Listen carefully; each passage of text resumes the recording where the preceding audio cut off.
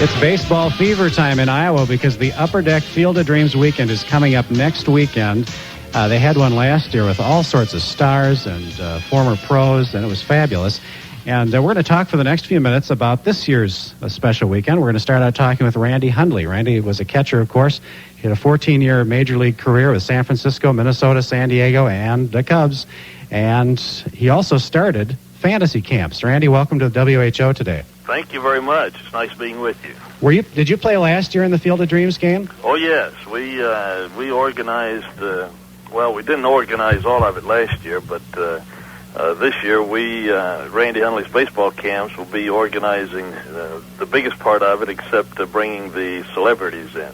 Now tell me, what is it with these fantasy camps? I mean, why do grown men want to come and act like kids again? And isn't that basically what it is? Well, I hope so. The reason that I think it is so popular with everybody is that I think that most males had the same dream that I had when I was a kid, and that was to be a baseball player. And I was fortunate enough to be able to play Major League Baseball. And but when the idea came to me, I remember sitting in a high school class. I just started my junior year, and I was reading the paper about Major League ball players going to Florida for spring training. And I thought, man, this is totally unfair, because I'm the one that ought to be going to play baseball, and how can grown men get paid to be a baseball player? And I'm looking out, sitting sideways, looking out the window and just daydreaming about being a baseball player. And a knock comes on the door, and somebody says there's somebody here to see Randy Hundley. And I thought, well, great, I get to get out of class for a little bit. I go down to the principal's office, and there stands this huge man, and he reaches out to shake my hand, and he said, Randy, my name is Tim Murchison, and I'm a scout with the San Francisco Giants. And I must tell you that that was probably one of the biggest thrills I've ever had in my life, when I'm sitting there daydreaming about being a ball player, and all of a sudden there's a Major League scout saying that he's interested in me. Yeah. And I just figured that every male had that same ambition. So you took this dream of yours from years ago, and now it's a reality. Is this your business? Is this what you do? This is a full-time business for me. Originated the concept 10 years ago, almost to the date, when the idea occurred to me to do a fantasy camp. And if somebody had said that we would still be doing camps 10 years later, I would have said no way at that time. But here we are. I think that the concept is growing stronger and stronger, and a lot more people are interested in it. Of course, everybody was a little bit skeptical in the beginning, and now we are even into the incentive travel business. Companies that want to use it as an incentive, and it's continuing to grow. We have a question from Chris from Farnhamville. Go ahead. You're talking with Randy Hundley. Yes, do you have to be a certain age, or is there an age limit in this camp, and how long is it going to last? Okay, good question. Randy? Chris, we basically, in our literature, we say 30 and older. And the only reason for that is that a fantasy camp is a fairly high-ticket item. We don't want anybody to think that they're going to get a Major League tryout if they come and participate in the camp. We want people to know that you're just coming to live the experience of being a ball player.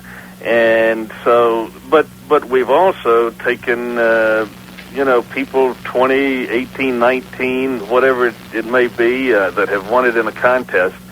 The main thing is that we don't want anybody to think that it's a tryout and you're going to sign a professional contract.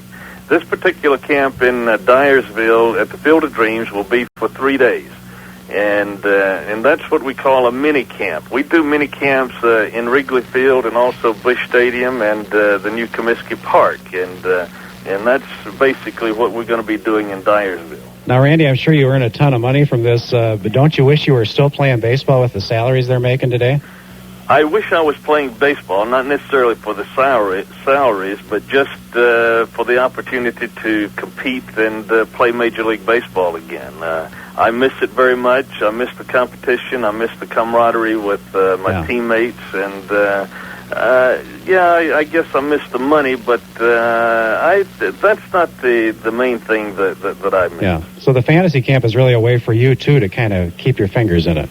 It really is. It has extended my life in baseball, and it's really it's very rewarding because invariably everybody goes away from camp and they say this is the greatest thing that I've ever done in my life, and I'm very proud of that. Is it ever draining? This is probably going to sound like an odd question. Is it ever draining for professionals to work with amateurs? You know, because they're constantly pulling at you, talking to you, wanting a piece of you, an autograph, things like that. Well, yes. When you're playing Major League Baseball, you better believe it's draining. And people are real quick to criticize a player because they may not be able to accommodate them like they think they should accommodate. You know, as a ball player, when you're getting ready for the game and you go over and sign some autographs, you are in a no-win situation. Because I don't care how long you stand there and sign autographs, somebody's going to be upset with you when you have to walk away and do your job. Yeah. The people that didn't get the autograph, all of a sudden you're a bad guy, and you're in a no-win situation. And well, now you have a chance to give out autographs at the fantasy baseball camps too. So, well, it's not quite as demanding now as it is when you're an active player. Yeah. Thanks a lot, Randy, for taking the time to talk with us. We'll look for you in Dyersville at the Upper Deck Field of Dreams weekend as you're going to be holding your baseball camp then. And on the phone line with us, I'm happy to say we have Ferguson Jenkins, the great Ferguson Jenkins. He was inducted into the Hall of Fame last year. He had a 19-year career, and of course, most of you know, he was a pitcher with the Chicago Cubs. And Mr. Jenkins, thanks so much for taking the time today to be with us. Morning. How's everyone? Great. Tell us why you're interested in being part of this this kind of reunion for you with other professional baseball players at the Field of Dreams game. Well, last year I had an opportunity to be a participant, but I had a previous engagement, so I couldn't make it. So I set aside a couple of dates this year to make sure that I had the opportunity because it's kind of significant. A lot of players really enjoyed themselves, and I think the nice thing about it is it's kind of nostalgic when you think about players walking through corn and coming back and playing, a 3-inning ball game. You actually do walk out from the corn, right? I imagine that's what they did last year. Yeah. And from all reports, it was quite an affair. Is it the actual playing of the game that you're excited about, or just being with some old pros, or what? Well, sure. Playing the game again, I did it for 25 years.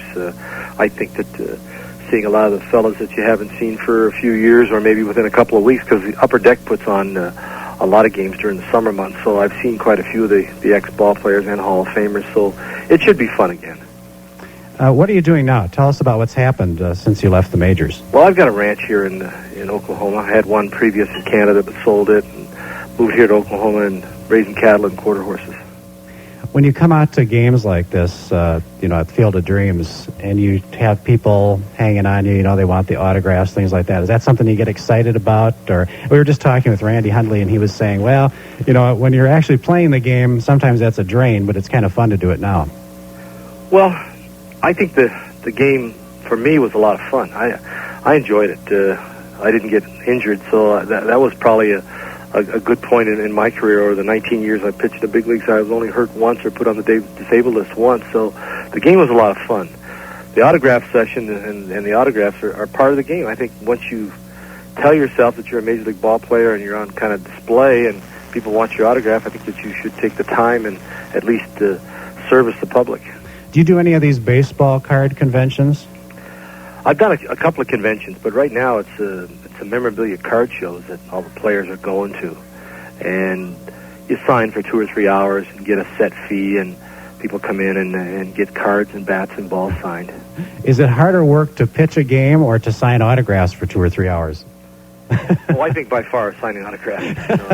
That's harder on your arm. A lot of different spellings and names and what they want on a picture or a ball or a card. You kind of knew what the formula was for pitching a ball game, and your routine was basically to not the same, but it was different against certain ball clubs. But signing autographs are totally different because kids want pictures and parents want their kids taking pictures with you. So other than that, it's not draining. I enjoy it. How involved are you now in terms of watching baseball? I mean, do you have a satellite dish and you're sitting there flipping through it trying to find all the games? Oh, I have a dish, and we see a few games. I follow the Cubs and I follow Texas. Those are the main two teams that I played most of my career with. So there's some following there that I always like to see those two ball clubs or organizations play well. Yeah. When you read something like Cal Ripken's getting over $32 million on a 5-year contract, does it make you want to be in the game today because of the money? Well, sure. The money has been a big factor. I think the last maybe 7 or 8 years. I retired in '83, and there was decent money then. But it's a changing of the times. I at times think that these players are making a lot of money, but the agencies that negotiate the contracts and the TV revenue probably has brought that on. So I think these young fellows are deserving of the money. Yeah. Real quickly before you have to go, can you give some advice to kids? I know there's lots of kids out there yet school hasn't started, and they want to hear some advice from a pro as to their dreams. A lot of kids, I'm sure you were like this, they dream about being in the majors. Well, 1 in about 5,000 make it as a professional. So I would say to a lot of youngsters that have got aspirations, get that education first, work hard, and if you've got that God-given ability and there's some scouts that think you deserve to get signed professionally, then it'll happen. But other than that, work on that schoolwork and stay in school. So you're saying have something else to do? Definitely. You got to have something to substantiate. Once you get 19, 20 and the professional level is not going to happen, I think that education is a very good point to get across, especially if you got a high school education and then go on to college, because it's a tough world, and you've got to have a decent education to get any kind of good jobs nowadays. Yeah, that's good advice. Well, thanks, Mr. Jenkins, for taking the time to talk to us, and we'll see you in Dyersville at the Field of Dreams game. Pleasure. Stay tuned to WHO Radio.